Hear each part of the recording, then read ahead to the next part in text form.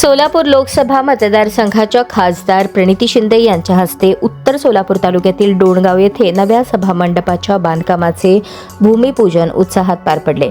खासदार स्थानिक विकास कार्यक्रम अर्थात MPLADS निधीतून या सभामंडपासाठी 8,55,664 रुपयांचा निधी मंजूर करण्यात आला आहे. ही आसारखाना मस्जिद जवळ ग्रामपंचायतीच्या जागेत उभारण्यात येणारा हा सभामंडप गावातील सामाजिक, सांस्कृतिक, शैक्षणिक आणि धार्मिक कार्यक्रमांसाठी नागरिकांना कायमस्वरूपी सुविधा उपलब्ध करून देणारा आहे. यावेळी बोलताना खासदार प्रणिती शिंदे यांनी ग्रामीण भागाच्या सर्वांगीण विकासासाठी पायाभूत सुविधांची निर्मिती आवश्यक असल्याचे सांगितले.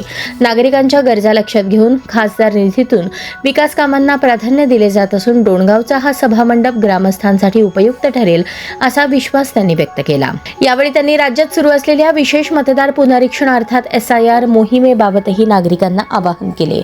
प्रत्येक पात्र मतदाराचे नाव मतदार यादीत कायम राहावे यासाठी नागरिकांनी तसेच काँग्रेसच्या कार्यकर्त्यांनी या प्रक्रियेत सक्रिय सहभाग घ्यावा असे त्यांनी सांगितले. या कामाची अंमलबजावणी सार्वजनिक बांधकाम विभागामार्फत करण्यात येणार असून भूमिपूजन सोहळ्यात स्थानिक लोकप्रतिनिधी, महाविकास आघाडीचे पदाधिकारी आणि ग्रामस्थ मोठ्या संख्येने उपस्थित होते.